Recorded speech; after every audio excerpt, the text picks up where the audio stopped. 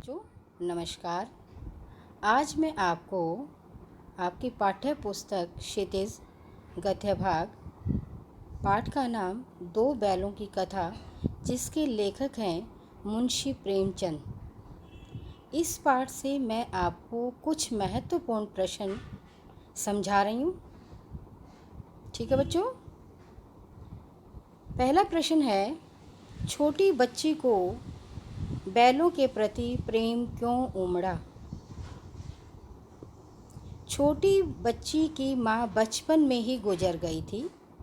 उसकी सौतेली माँ उसे लाड प्यार बिल्कुल भी नहीं करती थी। वह हर समय उसे डांटती और मारती रहती। बच्ची प्रेम की भूखी थी।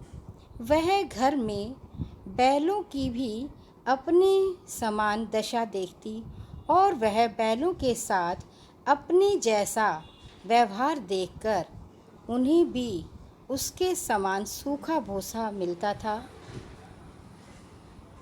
उनकी अपनी जैसी दशा को देखकर बच्ची के मन में बैलों के प्रति प्रेम उमड़ आया। प्रश्न संख्या 2 समझा रही हूँ। कहानी में प्रेमचंद जी ने बैलों के माध्यम से कौन कौन से नीति विषयक मूल्य उभारे हैं? कौन कौन से? कहानी के माध्यम से लेखक प्रेमचंद ने निम्नलिखित नीति विषयक मूल्य उभारे हैं। कौन कौन से उभरे हैं? नंबर 1, सीधापन एवं सहिष्णुता वांछनीय गुण है, बहुत कम लोगों के पास मिलता है, लेकिन ये बैलों और गधे के पास सबसे ज़्यादा है। इन गुणों का हमें सम्मान ही करना चाहिए। हमें पशुओं के प्रति स्नेहपूर्ण भाव रखना चाहिए तथा उनके साथ किसी भी तरह की क्रूरता नहीं करनी चाहिए। पशु पक्षियों के प्रति हमारे मन में प्रेम की भावना होनी चाहिए। तीसरा पॉइंट है, व्यक्ति के लिए स्वतंत्रता सर्वोपरि है। हम सभी स्वतंत्र रहना चाहते हैं।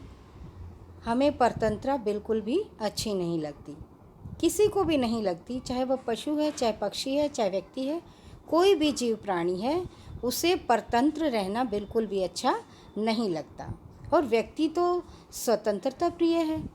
व्यक्ति के लिए सबसे पहले क्या चाहिए? उसे स्वतंत्रता ही चाहिए। हर कीमत पर हमें अपने पशु पक्षियों की भी स्वतंत्रता को ध्यान में रखना चाहिए। अगला पॉइंट है, हमें एक दूसरे के साथ सहयोग की भावना रखनी चाहिए। एक दूसरे की मुसीबत के समय मदद करनी चाहिए। प्रत्येक व्यक्ति के अंदर यह गुण होना चाहिए। अब अगला प्रश्न समझा रही हूँ। प्रश्न संख्या नंबर 3 समझा रही हूँ। प्रेमचंद जी ने गधे की किन स्वभावगत विशेषताओं का वर्णन किया है?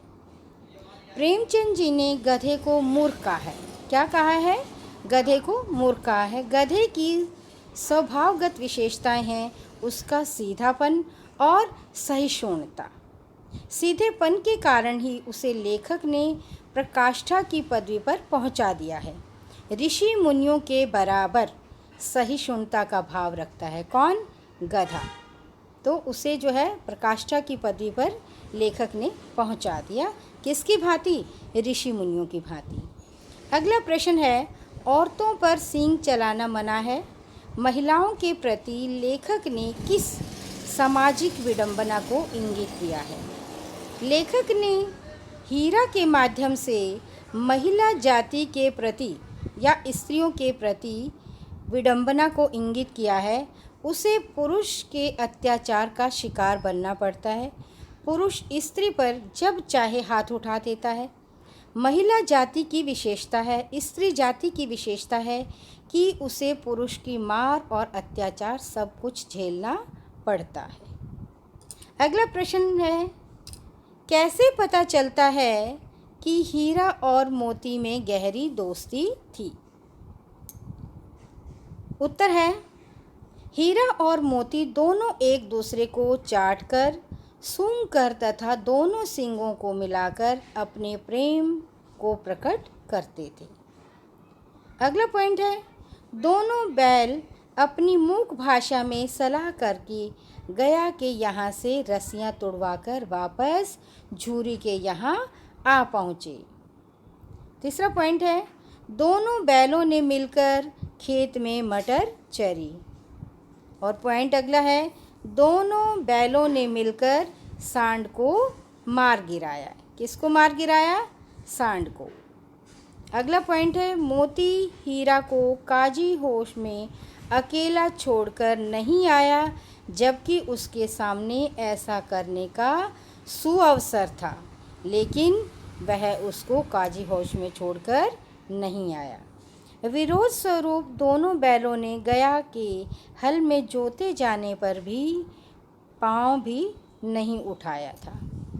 ठीक है बच्चों, धन्यवाद। आप लोगों को अच्छे से समझ आ गए होंगे ये प्रश्न। ठीक है, ये महत्वपूर्ण प्रश्न है बेटा, आप इन्हें अच्छे से याद कर लें और अच्छे से समझें।